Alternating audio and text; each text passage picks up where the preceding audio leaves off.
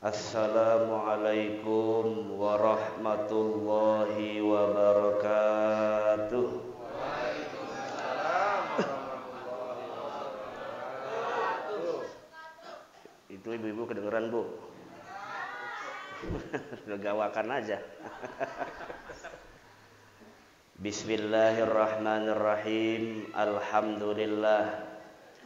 Alhamdulillahi rabbil alamin. Assalatu wassalamu ala asyrafil anbiya'i wal mursalin Sayyidina wa habibina wa syafi'ina wa maulana Muhammadin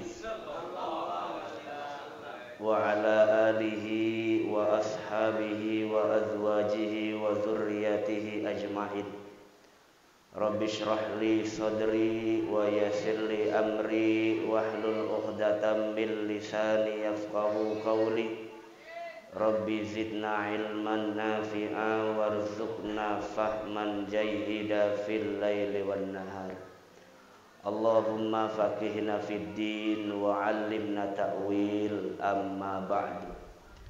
Faqad qala Allah Ta'ala fi kitabihil karim, a'udzu billahi minasy syaithanir rajim. Bismillahirrahmanirrahim. Qalu subhanaka la ilma lana illa ma 'allamtana innaka antal alimul hakim. Wa qala Rasulullah sallallahu alaihi wa alihi wa sahbihi wa sallam, iza marartum biriyadil jannah farta'u. Wa mariyadul jannah ya Rasulullah, qala hilakul dzikr. Shadaqallahul azim. Para jamaah sekalian, bapak-bapak, ibu-ibu, wabil khusus yang bocah juga ada itu ya, bocah ya. Emaknya ngaji apa enggak emaknya? Nyaut, gede banget nyaut. Wabil khusus yang saya hormati segenap pengurus Dewan Kemakmuran Masjid Kubah yang pada malam hari ini berkesempatan hadir, dan juga para tokoh masyarakat, para asatiz wal asatizah, para sepuh, para hujjaj, wabil khusus jamaah majelis taklim apa Pak? Al-Ikhlas apa Al-Amin? Al-Amin, majelis taklim Al-Amin, sahibul, jangan panjang-panjang amin. Terkesono-sono lagi. Rada-rada ngeri soalnya. Sahibul Bait Bapak Bambang dan juga para jamaah sekalian, warga RT 04 RW 0 sama kayak saya ya. Saya di Kenanga RT 04 RW 03 sama.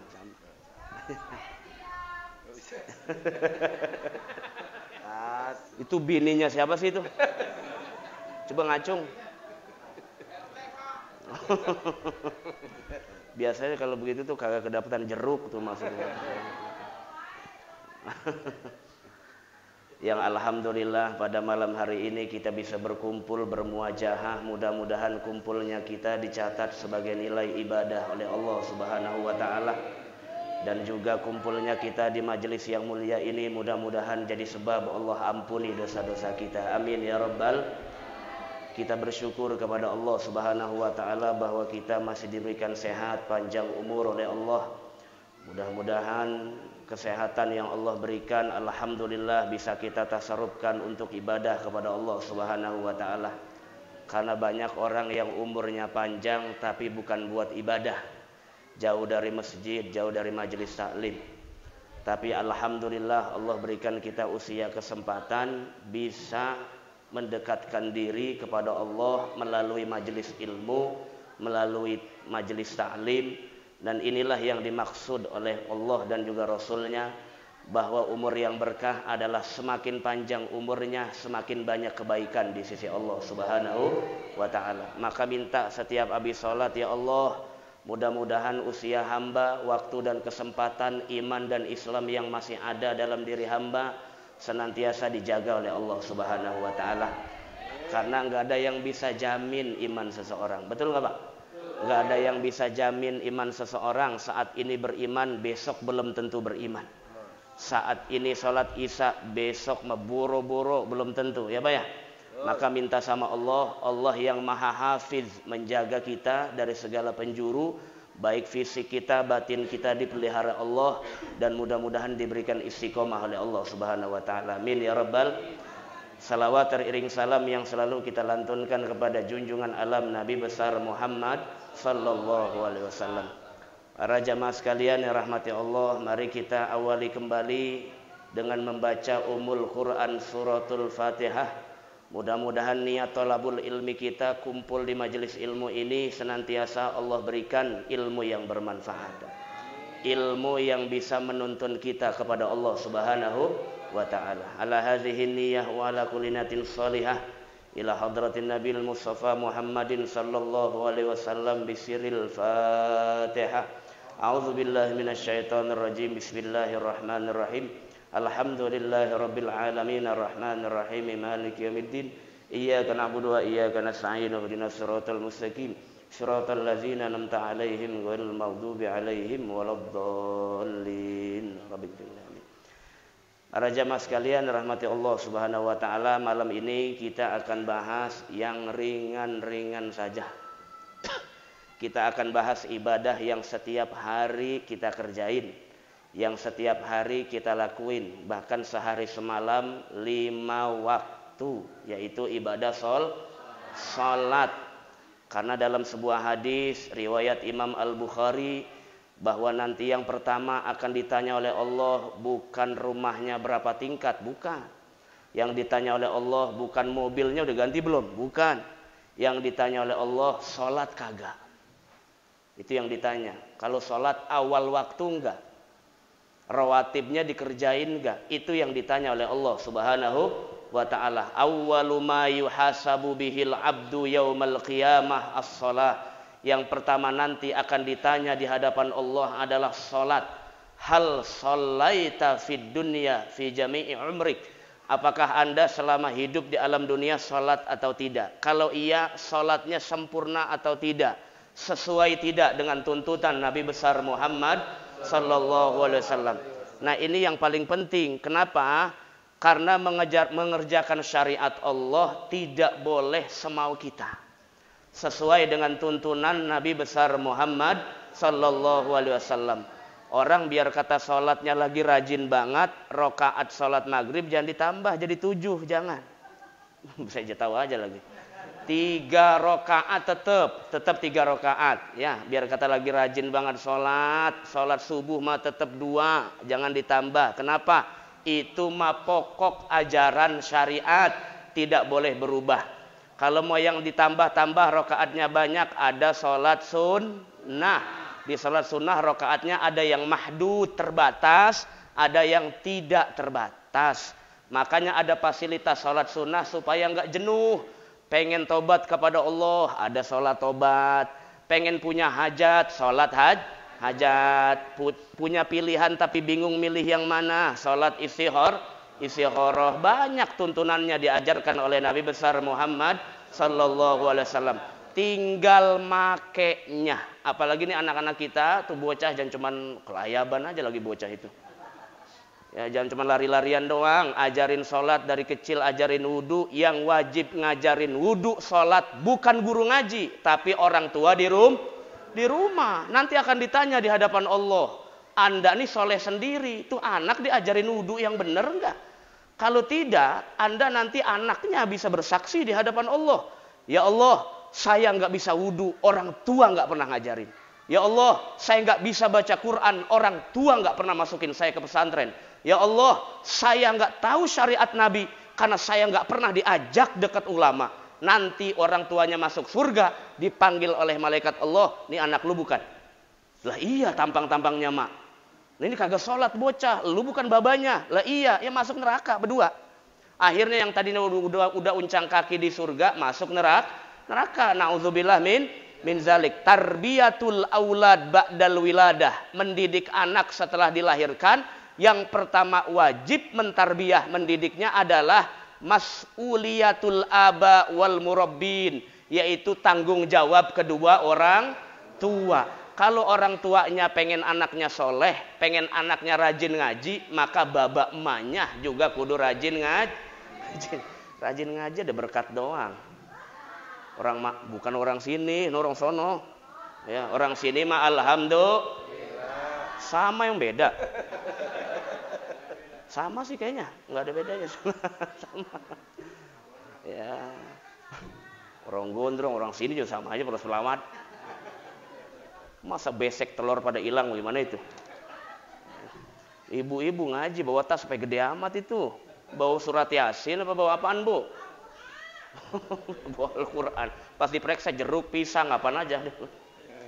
Para jamaah sekalian rahmati Allah Subhanahu wa taala. Karena ini penting sampai Rasulullah dalam hadis mengatakan kalau anakmu tidak sholat sejak kecil tegur, jangan diem saja. Nak, udah sholat belum? Main silakan, karena namanya anak-anak, usia anak-anak kan masa bermain ya Pak ya.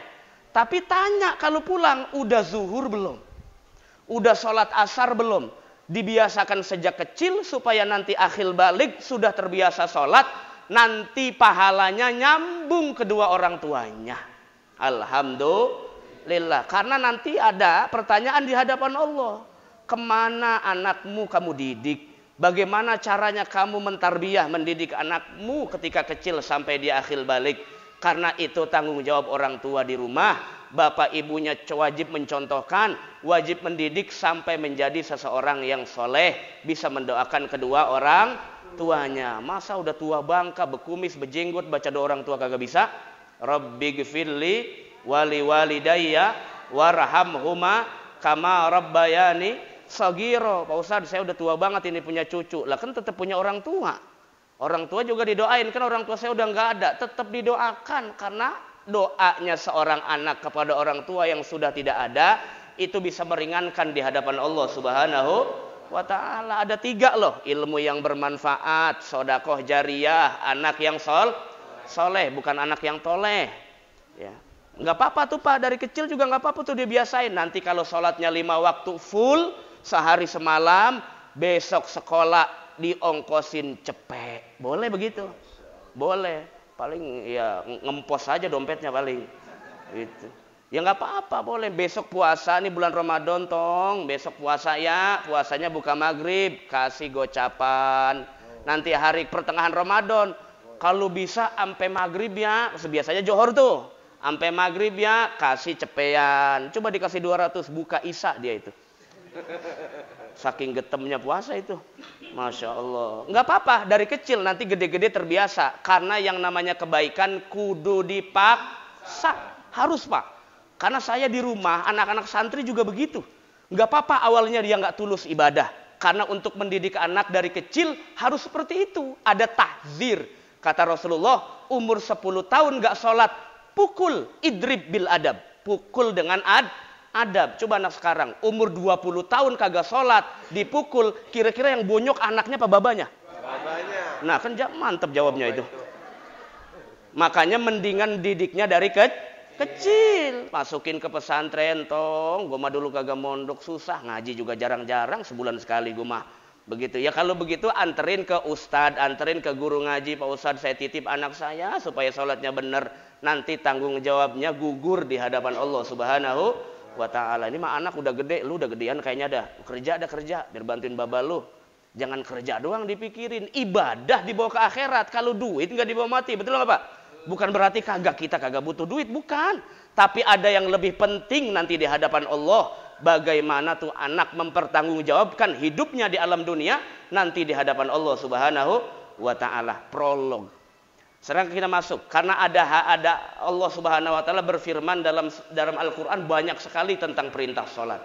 Cuma di Quran nggak dijelasin Pak. Tuh sholat waktunya kapan saja. Nggak dijelasin. Dijelasinnya di hadis.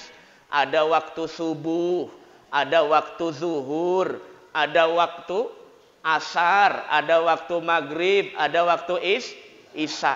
Apalagi ibadah sholat dilakukannya berjamaah, lebih top lagi. Pahalanya 27 derajat. Oh kan banyak banget itu. Apalagi 5 waktu semuanya berjamaah. Insya Allah itu nanti di hadapan Allah mulus masuk surganya Allah Subhanahu wa ta'ala. Apalagi Nabi pernah wanti-wanti orang yang istiqomah berjamaah pada sholat barid, sholat dingin. Sholat barid, sholat dingin itu sholat di mana orang rada segen berjamaah. Sholat apa itu? Isya, subuh. Cuman dalam riwayat lain ditambahin 3, isya, subuh, asar. Kenapa? 3 waktu ini 3 waktu yang susah orang untuk berjamaah. Kalau waktu maghrib mah yang kagak pernah ke masjid aja datang, emang apa? Diomelin bininya di rumah. Perangsan lubang maghrib di rumah mulu dah. Enggak malu sama tetangga lu, begitu. Coba kalau yang isya, coba kalau yang subuh, itu yang betul-betul tulus cinta berjamaah. Betul nggak Pak? Maka jagalah waktu-waktu itu, pahalanya luar biasa di hadapan Allah Subhanahu wa ta'ala. Nah, kalau pengantin baru kagak bangun subuh mah wajar dikit kali, wajar dikit. Nah, kita pengantin bentek sih, pengantin bentek. Maka kagak bangun. Ini para jamaah sekalian rahmati Allah Subhanahu wa ta'ala. Dijelaskan oleh Rasulullah dalam hadis, faradallahu subhanahu wa ta'ala khamsa salawat.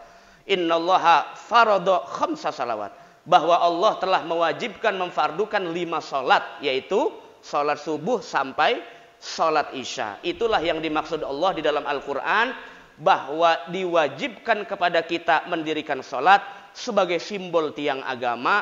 Bahkan itu yang akan pertama ditanya oleh Allah Subhanahu wa ta'ala.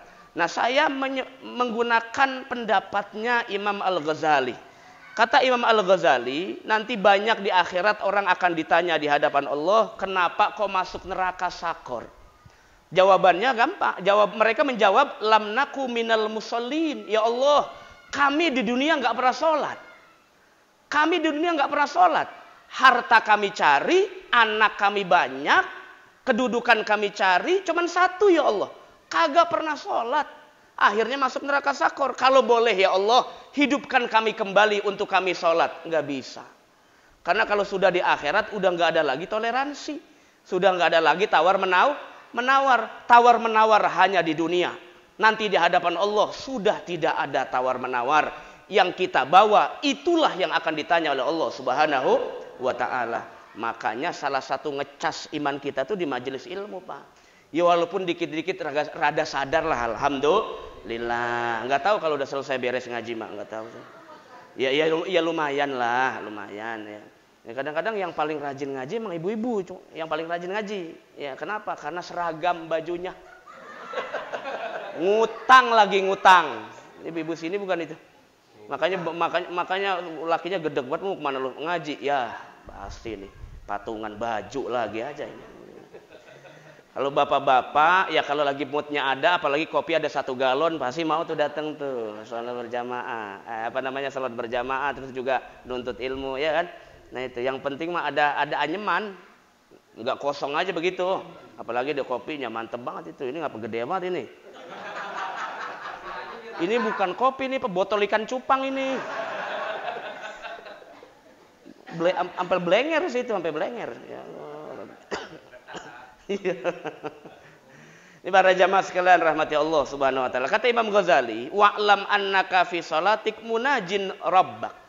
Ketika kita sholat, berarti kita sedang bermunajat kepada Allah Subhanahu wa ta'ala. Punya kesulitan hidup, punya kesulitan rumah tangga, punya kesulitan kantor, ngaduknya jangan pernah sama makhluk. Jangan pernah, Pak. Kenapa? Sedekat-dekatnya kita sama orang, dia punya orang dekat juga. Bocor juga yang kita omongin, benar.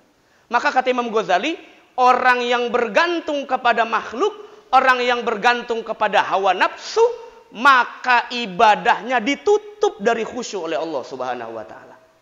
Jadi sholat bawaannya beres, pengen buru-buru beres saja. Sholat isya di rumah 1/2 menit selesai. Kan 4 rakaat isya.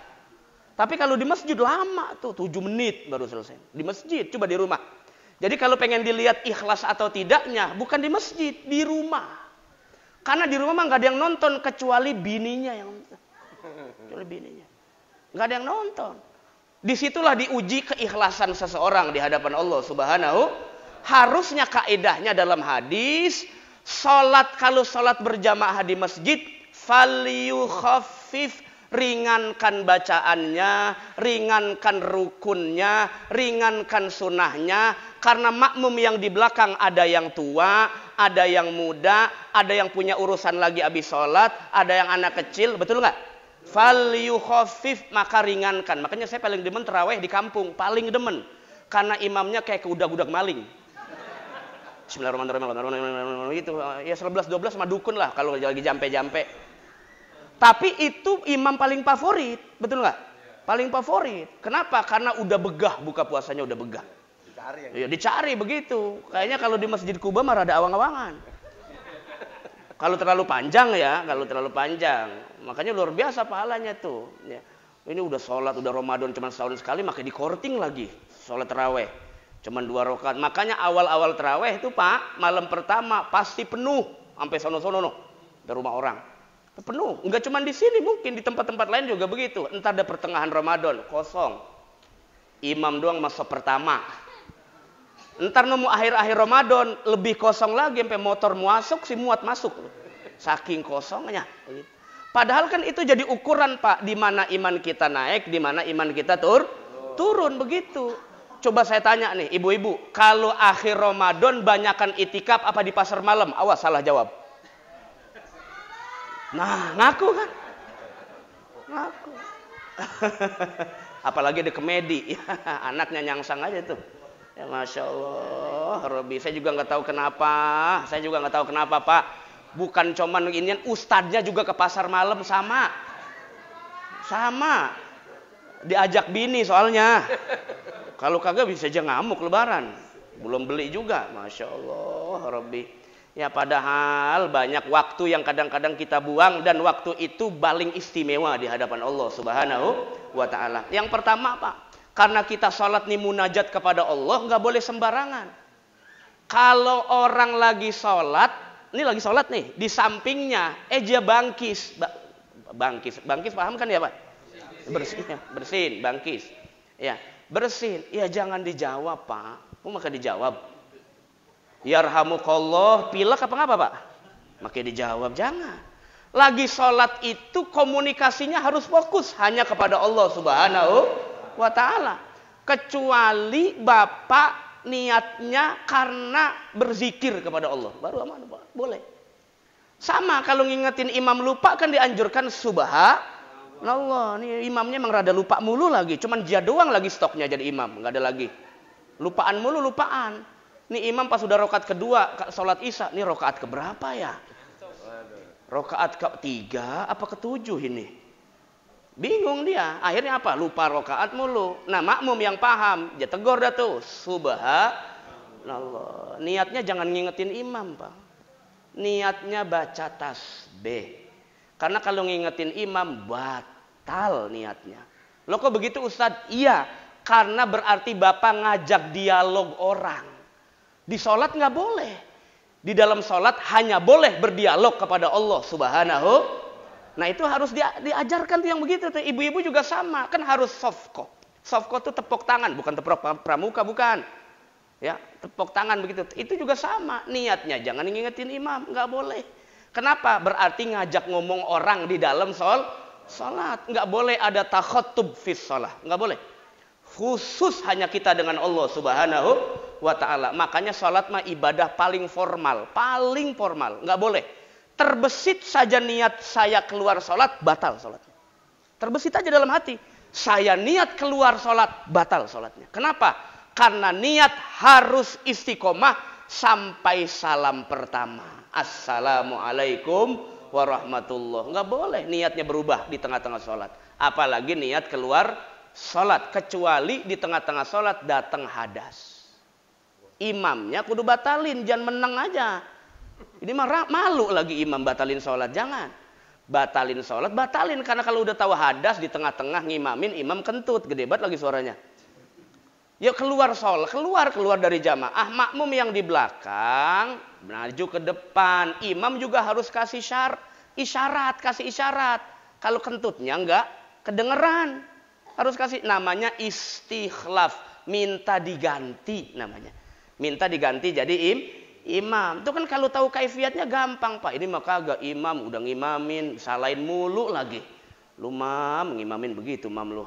Begitu. Ini supir ngimamin begitu lagi kata. Masa imam disamain sama supir angkot? Jangan. Ya karena imam juga sama manusia biasa. Jadi kadang-kadang kalau bacaan salah talqin aja talqin. Kalau bacaannya salah. Jangan disalahin, sama dia juga manusia biasa, hafalannya juga banyak, kadang-kadang ada yang lupa, sangat wajar sekali. Ya, maka kata Imam Ghazali, kalau sholat itu perhatikan 3 hal. Ini perhatikan nih, jangan sampai sholatnya tidak diterima Allah. Lah coba ngapain Pak? Kita sujud, ruku tiap hari kita lakuin, kalau sholatnya nggak diterima ngapain? Sia-sia di hadapan Allah Subhanahu. Jangan dianggap enteng menjalankan agama itu. Apalagi ibadah yang paling penting, ibadah sholat di hadapan Allah Subhanahu wa ta'ala. Yang pertama nih Pak, kata Imam Ghazali, ini harus dijaga sebelum sholat. Al-muhafazatu ala toharoh, dijaga berwudunya. Jangan kayak capung cebok. Wudu ceplak-ceplok masuk masjid. Hati-hati Pak. Kata Rasulullah dalam hadis, banyak orang masuk neraka karena basuh mukanya nggak beres, basuh tangannya nggak beres, basuh kakinya nggak beres. Banyak orang masuk neraka. Sebetulnya masuk nerakanya bukan karena wudunya sebetulnya, karena sholatnya nggak sholat. Dia kan selama ini ngakunya sholatnya sah, padahal dari wudunya tidak sah, sholatnya sah nggak? Kalau wudunya tidak sah, sholatnya sah nggak Pak? Tidak sah, berarti sholatnya nggak dihitung. Maka wailun lil aqab, kata Rasulullah. Hati-hati orang yang berwudu, apalagi wudu udah lempengan basuh kaki, lempengan basuh muka, lempengan tangan. Maka jagalah itolatul ghurrah wa tahjil, membasuh muka, tangan dan juga kaki. Banyak orang yang menyepelekan wudu di 3 anggota ini. Hati-hati. Hati-hati. Muka batasan panjangnya dari atas ke bawah sampai mana? Kemudian lebar muka dari kanan ke kiri itu sampai mana? Jangan cuma asal sekedar muka nempel air baru selesai. Atau ceplok-ceplok aja selesai. Ini kadang-kadang karena nggak sadar wudunya nggak sah, dia sholat. Ngakunya sholatnya sah secara fikih. Padahal ngaji juga sebulan sekali itu nggak tahu. Coba rukun sholat kalau satu-satu disebutin. Syarat sah sholat satu-satu disebutin. Nah, enaknya kita ngaji Pak, kalau kita faham itu sholat kita dijaga, dipelihara Allah Subhanahu. Kenapa? Ibadahnya pakai ilmu. Kalau ibadah pakai ilmu, insya Allah aman di hadapan Allah Subhanahu wa ta'ala. Yang pertama kata Imam Ghazali, jaga wudumu sebelum sholat. Jangan wudu hanya sekedar formalitas terus sholat masuk berjamaah asal jadi. Kenapa? Karena wudu adalah syarat mutlak yang pertama sebagai musolli, orang yang sholat, untuk sholatnya diterima atau tidak di hadapan Allah Subhanahu wa ta'ala. Bagaimana caranya? Ayyatiya bijami'i sunaniha wa azkarihal marwiyah inda kulli wazifah. Sunnah wudunya dijaga. Sunnah wudu yang pertama apa Pak? Sunnah wudu yang niat lagi. Bukan niat mah wajib, rukun itu mah fardu. Yang pertama sunnahnya apa? Sunnah. Kalau sunnah kan iza turikat, kalau ditinggalkan kagak ngapa-ngapa, enggak namanya sunnah. Enggak berpengaruh sama sah atau tidak sah kalau sunnah mah. Yang pertama sunnahnya apa Pak? Pertama basuh dulu nih tangannya nih, telapak tangan tuh ya, bersihin dulu, takutnya ada tai kucing, tai lacuk kan. Nah itu dibersihin dulu tangannya ya. Habis tangan apa? Baru kumur juga yang beneran dikit. Barangkali habis makan petek satu sisir ya kan. Nanti pas lagi takbir lah bau naga ini mulut atau bagaimana ya, hati-hati itu. Kumur yang benar-benar, yang kumur walaupun sunnah tapi dianjurkan jangan ditinggal kumur-kumurnya. Baru istinsyak. Tadi kan madmadoh, ini istinsyak, masukin air ke hidung. Asal masuk aja sebetulnya asal sunnahnya udah dapat asal sunnah. Tapi yang dianjurkan memang agak ditarik sedikit, tarik sedikit lah, gitu ya. Nah itu dapat nanti sunnahnya sempurna. Habis itu apa lagi Pak? Habis istinsyak apa lagi? Sunnahnya apa lagi Pak? Mengusap kepala apa rambut? Kepala apa rambut? Mengusap kepala, bukan rambut ya, kasihan orang yang botak. Kata orang yang botak lah, gue bagaimana tadi sah apa kagak wudu aja kata. Orang pala gue dari kecil habis sih rambutnya. Jadi bukan membasuh rambut, membasuh sebagian kepala siapa? Kepala dewek, kepala orang lagi, berantem. Ya, kepala dewek, usap asal ngusap aja. Asal ngusap kena air jadi. Ya, itu kalau mazhab Syafi'i asal ngusap jadi itu sunnah, bukan wajib, bukan wajib. Ya, habis itu apa lagi? Basuh kuping. Kuping itu yang beneran dikit Pak. Kuping, basuh kupingnya, ya, biar rapi, bersih. Kuping batai kuping lagi. Ya, biar bersih tuh nganuin kuping tuh. Kenapa? Karena diazarkan tanazuf. Tanazuf itu artinya bebersih. Orang kalau wudunya beres, insya Allah terhindar penyakit itu Pak. Kalau wudunya beres. Kenapa nggak beres? Kadang-kadang udah wudu masih kena aja. Ada cerita, ada kisah Sayyidina Musa alaihi salam. Nabi Musa pada saat itu udah baca doa, udah mohon sama Allah, udah. Ternyata di tengah jalan masih dapat celaka juga. Ditanya, wudu nggak tadi? Kagak. Lupa. Ternyata wudu pagi sore, apalagi mau keluar rumah, menjaga dari mahara bahaya. Wudu dulu tuh Pak, wudu dulu. Kadang-kadang kan kita segen banget, apalagi udah buru-buru ya. Harusnya kemana-mana, apalagi perjalanan jauh, bagusnya ada wudu. Jadi wudu nggak cuma mau sholat doang, mau tidur wudu, mau makan wudu, mau touring wudu tuh. Apalagi touring mah itu jauh juga. Ya, tuh mau makan tuh kudu wudu dulu tuh. Cuman takut kehabisan doang kalau ditinggal wudu. Pas balik lagi ngapa piring doang. Iya, tuh saking ngikutin sunnah habis. Ya itu. Mau tidur wudu Pak, takut kesambet doang. Kalau lagi tidur itu banyak orang rep-repan kalau tidur. Apalagi tidur nggak bangun lagi. Kan ada yang begitu orang. Akhirnya kalau sebelum tidur kita wudu dulu, nanti mah kalau pas lagi tidur kita tangan kita kemana-mana, grepek kemana-mana itu urusan lain itu mah. Yang penting sebelumnya sudah wudu. Kan kalau orang tidur kadang-kadang grepek aja tangannya kemana-mana. Ya kan, itu mah kan dalam keadaan kagak sadar, kagak ngapa-ngapa. Yang penting ketika istirahat dalam keadaan berwudu. Manfaatnya apa? Ketika diwafatkan Allah dalam keadaan tidur, dalam keadaan suci di hadapan Allah Subhanahu wa ta'ala. Ini kadang-kadang kita sunnah yang begini nggak kepake Pak. Paham, cuman ngerjainnya males aja itu kadang-kadang. Ya, baca doa, baca bismillah aja rada kagak sih kita mah. Jadi kayaknya 2 piring aja masih kagak sanggup, masih belum kenyang belum. Taunya cuman apa? Allahumma barik lana bima razaqtana wa qina azabannar. Itu kalau itu mah hafal dah tuh yang gitu. Doa masuk WC hafal Pak. Doa masuk WC. Coba ibu-ibu doa masuk WC Bu. Waduh, banyak temennya di WC kayaknya. Banyak temen. Ya. Jadi kalau masuk WC ngucapnya itu Allahumma inni a'udzu. Jadi minta berlindung sama Allah. Masuk WC tuh kaki kiri. Kenapa? Karena markasnya di demit. Di kamar mandi tuh markasnya di demit. Jadi minta sama Allah, minta perlindungan. Nah, keluar kamar mandi, itu keluarnya ngelangkahnya kaki kanan, bacanya alhamdulillahilladzi atau amana lagi. Habis makan itu mah. Alhamdulillahilladzi azhaba anil aza wa afani. Bersyukur kepada Allah. Ini mah kagak masuk WC samsu 2 batang. Habis lama banget di kamar mandi itu ngabisin samsu. Ya. Siapa itu ya? Gitu. Aduh. Nah itu, jadi disempurnakan wudunya dengan mendatangkan sunnah-sunnahnya.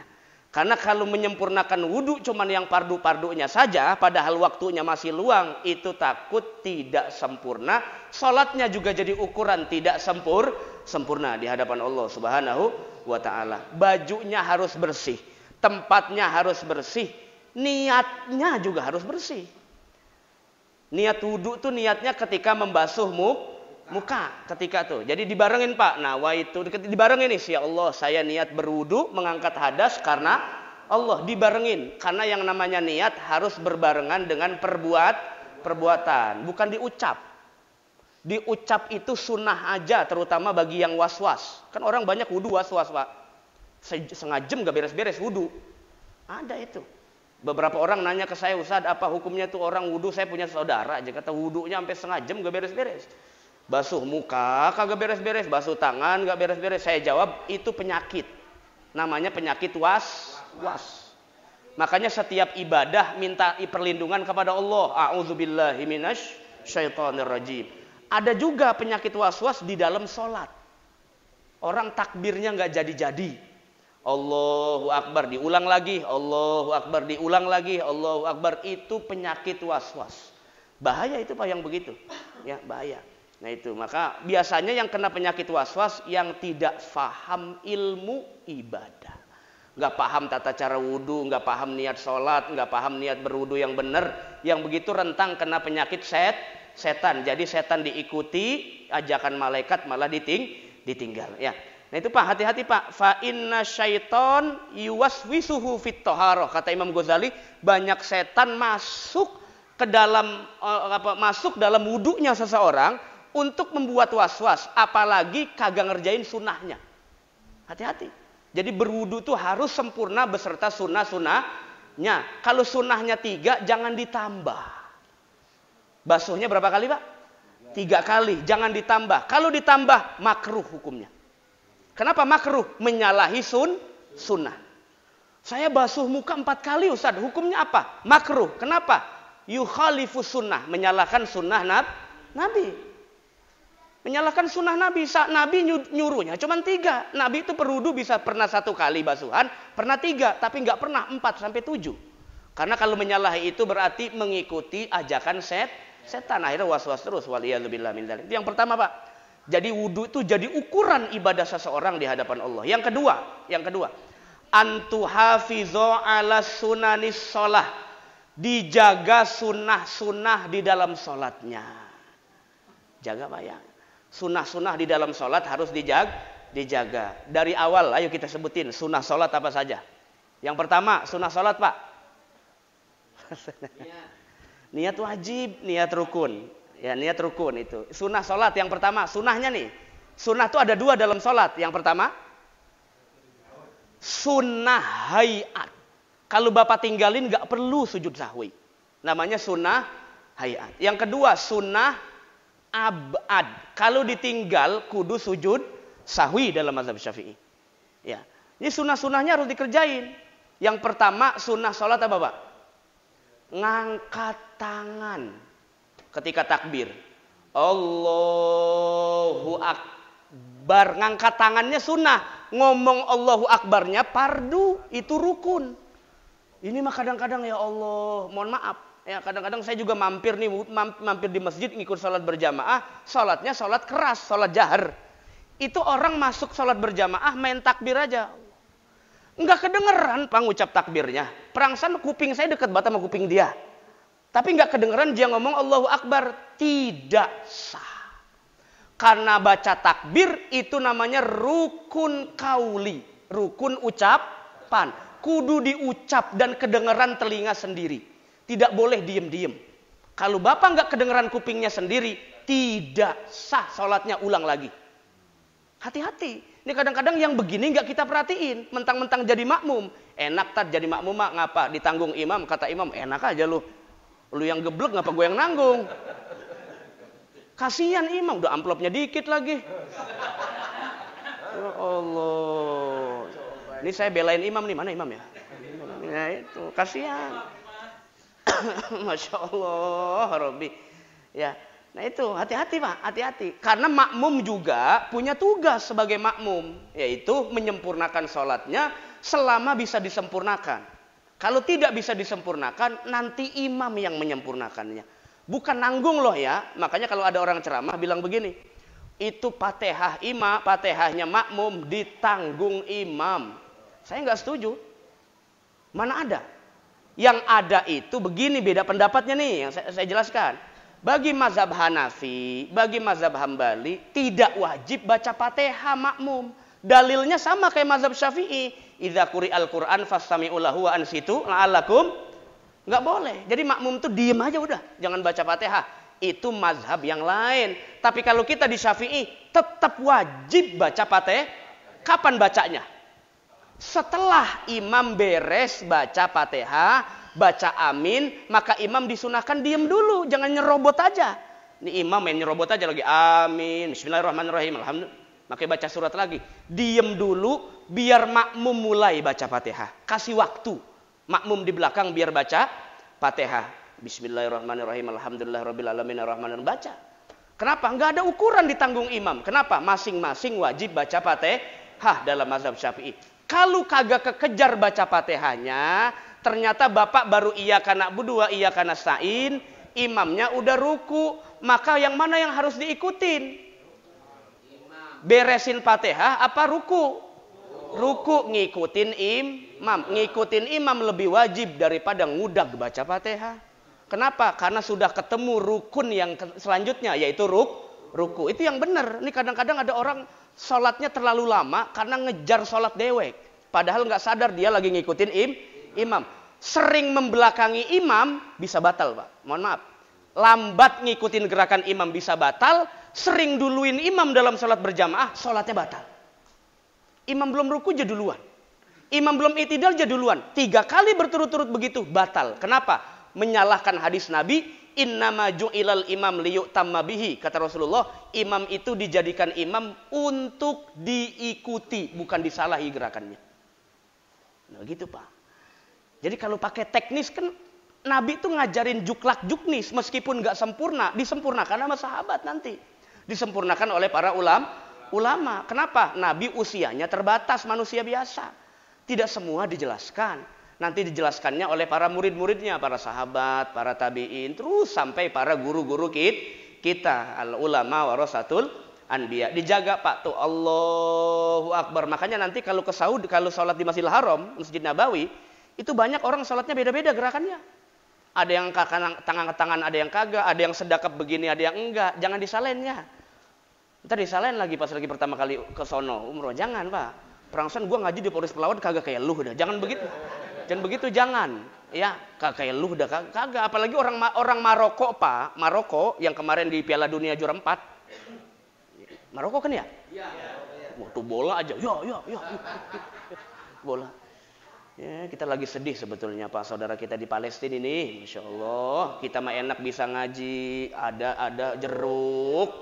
Ada pisang. Di sana mau ngaji di bom. Ya Masya Allah, doakan Pak, mudah-mudahan dijaga Allah Subhanahu. Ini kampung juga doain nih, doain setiap habis sholat jangan doa dewek mulu, doain biar dipelihara Allah Subhanahu, supaya ibadah enak, ngaji enak, berjamaah enak. Sampai mana tuh tadi saya lupa? Sampai jeruk. Nah itu ya, jadi baca Fatihah hukumnya wajib, baca Fatihah hukumnya wajib, Pak. Baca Fatihah hukumnya wajib bagi mazhab Syafi'i ya. Kalau jadi sunnah salat dijaga. Sunnah salat dijaga. Sampai baca amin. Baca amin hukumnya apa, Pak? Sunnah. Saya waktu ngajar di Petukangan, ngisi pengajian di Petukangan Utara, Jakarta Selatan, ada orang nanya. Kan ada sesi tanya jawab, Pak Ustadz, tadi saya lihat Pak Ustadz habis baca Fatihah kok ngomong begini. Ghairil maghdubi alaihim waladdallin. Saya mah biasa ngaji di pesantren ya. Robbig fili wali daya amin. Sebetulnya kalau mau saya tambahin bisa Robbal alamin. Itu bagaimana Ustaz? Bukannya baca amin aja? Loh, dua-duanya boleh, saya bilang. Dua-duanya boleh. Keterangannya mana? Ada dalam Sunan Imam Baihaqi ada, Ibnu Majah ada. Dan itu kaitannya bukan dalam persoalan rukun, tapi persoalan kesunahan saja. Bapak baca boleh, kagak juga nggak ada urusan. Tidak membatalkan sholat. Boleh nggak kita baca itu dalam sholat? Nih imam baca nih, ghairil maghdubi alaihim waladdallin rabbighfir fili walidayya amin. Boleh nggak batalin sholatnya? Nggak batalin sholatnya. Banyak riwayat yang mengatakan bahwa Rasulullah ketika selesai baca Fatihah baca rabbighfir fili amin. Dalam riwayat lain ditambah rabbal alamin. Para ulama menambahkan lagi ada satu riwayat yang lain, walidayya amin. Yang diajarin guru kita benar semua, ada keterangannya. Yang saya bilang, Bapak baca yang lain dong, Pak. Aduh, kita itu diajarin guru begitu benar, namanya benar. Kan nggak mungkin guru jerumusin muridnya, betul nggak? Nggak mungkin lu masuk jurang tong sono, kan kagak mungkin. Pasti diajarin yang benar. Nah itu. Kemudian salat itu yang sunnah-sunnahnya sampai terakhir. Ya. Yang terakhir ketika salam Pak. Kan rukun salat yang terakhir apa? Rukun salat. Rukun salat yang terakhir mualat. Bukan salam, mualat. Mualat itu turun berurutan. Nggak mungkin Bapak i'tidal dulu baru ruku. Jadi ruku dulu baru i'tidal. Ya harus berurutan. Gerakannya nggak boleh ada yang disilang-silang. Nah sebelum itu ada namanya salam. Salam itu simbol tahallul di dalam sholat. Selesai artinya. Tahallul itu artinya Anda dihalalkan berbicara, berbuat yang bukan gerakan dan ucapan sholat. Nah kalau sholat, ihramnya juga ada. Ihramnya itu ketika takbiratul ihram berarti simbol Anda diharamkan berucap, berbuat yang bukan ucapan dan perbuatan sholat. Makanya bahasanya ahrama yuhrimu ihram, yaitu ngucap takbiratul ihram. Itu simbol saja sebetulnya secara bahasa. Ketika salam, assalamualaikum warahmatullah, assalamualaikum warahmatullah. Nah itu yang wajibnya ngucap salamnya apa nengoknya? Ngucap salamnya apa nengoknya? Ngucap salam. Kalau nengoknya tidak ngapa-ngapa, kasihan yang lehernya rada kesengklak dikit. Ya, jadi nggak sampai batalin sholat. Nah yang terakhir Pak. Jadi yang pertama tadi sempurnakan wudhunya. Kalau sudah masuk sholat, sunnah sholatnya dijaga. Sunnah sholat jangan sampai ditinggal. Sunnah sholatnya jangan sampai ditinggal. Paling tidak kalau baca surat setelah Fatihah, amin, baca surat yang paling pendek juga nggak apa-apa dibaca. Yang penting dapat sunnah. Yang terakhir, sholatlah karena Allah, jangan karena mertua. Hati-hati, banyak bunglon di masjid. Bunglon itu niatnya setengah-setengah. Karena kata Said Abdullah bin Al-Haddad, banyak orang yang tasonnu pura-pura sholat. Lah tumben lo ke masjid, gua kagak enak ketemu DKM di jalanan. Makanya gua datang nggak enak. Bunglon itu yang begitu tuh. Kenapa? Bukan karena Allah subhanahu. Mohon maaf Pak, manusia ngelihatnya fisik. Betul, kita ngelihat bini kita kan karena cakep makanya kita demen. Tapi kalau Allah nggak ngelihat fisik Pak. Kalau Allah lihat fisik nggak mungkin ada bayi dilahirkan tanpa tangan. Betul nggak? Allah tuh yang dilihat hatinya. Ini kadang-kadang orang sholat mah rajin, ngomongin orang tetap rajin. Hati-hati. Hati-hati, itu tanda sholatnya nggak diterima selama ini di hadapan Allah subhanahu. Harusnya rajin, sholatnya rajin, hatinya baik sama tetangga. Sholatnya rajin, mulutnya baik sama tetangga. Ini kadang-kadang gue nggak mau dengerin ustadz sono, kan dengki hatinya itu. Gurunya doang yang benar sih kata. Hati-hati Pak.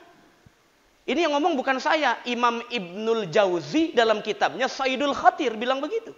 Hati-hati. Ini banyak orang yang tertipu dengan ibadahnya, seolah-olah casingnya karena Allah, padahal bukan karena Allah. Bukan karena Allah. Hari Jumat masukin duit, gocap. Pulangnya minta kembalian sama DKM. Jangan. DKM kembalian dong. Salah masukin tadi. Jika kembalian lumayan Samsu sebungkus. Hati-hati Pak. Yang begitu. Jadi di sini dikatakan jagalah niatmu di hadapan Allah subhanahu wa ta'ala. Jadi semuanya harus khusyuk. Salah satu syarat khusyuk Pak ya. Syarat khusyuk. Ketika sholat, usahakan matanya jangan kemana-mana kelayaban. Dianjurkan matanya melihat tempat sujud. Kenapa begitu? Dijelaskan oleh ulama. Kenapa disunahkan mata melihat tempat sujud? Supaya mendekati kekhusyuan di hadapan Allah subhanahu. Jadi aqrabu ilal khusyuk. Allahu Akbar. Itu matanya begini Pak, ke tempat sujud. Kecuali ketika tasyahud akhir. Tasyahud akhir kan asyhadu alla ilaha illallah. Matanya diganti ngelihat ini. Bukan ngelihat tempat sujud, tapi diganti ngelihat telunjuk. Bukan ngelihat tempat sujud lagi. Itu diajarkan teknisnya. Diajarkan kesunahan-kesunahannya dijaga supaya khusyuknya dapat. Orang kalau nggak khusyuk sholatnya sah nggak Pak? Kalau nggak khusyuk sah, karena khusyuk bukan cuman 0 pahalanya di hadapan Allah subhanahu wa ta'ala. Jadi sia-sia kayak beli kucing dalam keranjang, kayak karung, kekemben apalah gitu ya. Jadi Salatnya dijaga, khusyuknya dijaga, kalau perlu hudurul qalbi, hadirkan hatinya karena Allah. Karena ketika iftitah Pak, kita kan bilang begini, inna sholati wa nusuki wa mahyaya wa mamati lillahi rabbil, ya Allah, salatku, ibadahku, hidupku, matiku seluruhnya aku persembahkan kepadamu. Berarti tidak boleh ada ibadah niatnya bukan karena Allah. Semua ibadah niatnya harus karena Allah Subhanahu wa ta'ala. Nah yang terakhir, oleh-oleh dari Imam Ghazali, kalau pengen sholat khusyuk, jaga 3 hal. Dijaga Pak.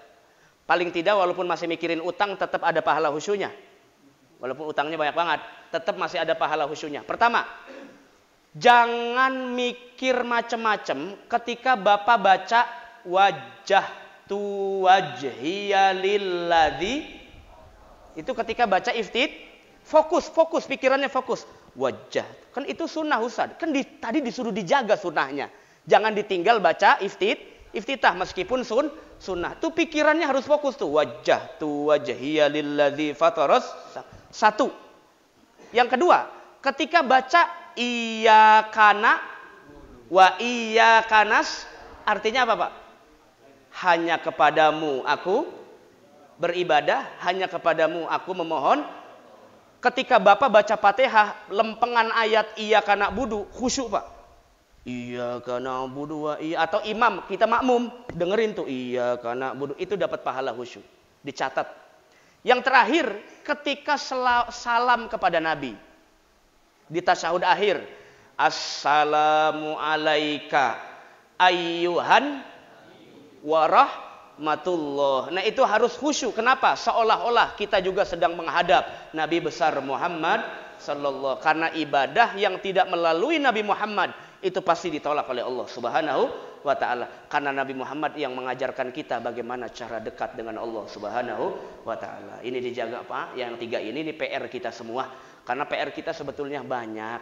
Ya, cuman paling tidak yang paling dekat dengan kita setiap hari adalah ibadah sholat. Maka wasiat Rasulullah sebelum wafat, jangan tinggalkan sholatmu, ajarkan anak-anak cucumu, ajarkan sholat. Karena sholat yang akan pertama ditanya oleh Allah Subhanahu wa ta'ala. Yang lain-lain bolong, kalau sholatnya benar bisa ketambel dengan sholat.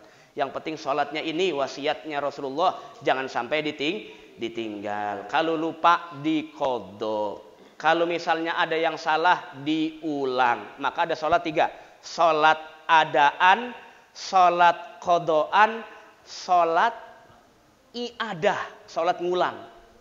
Ya, jadi tergantung niatnya. Ada sholat faitah, kodo.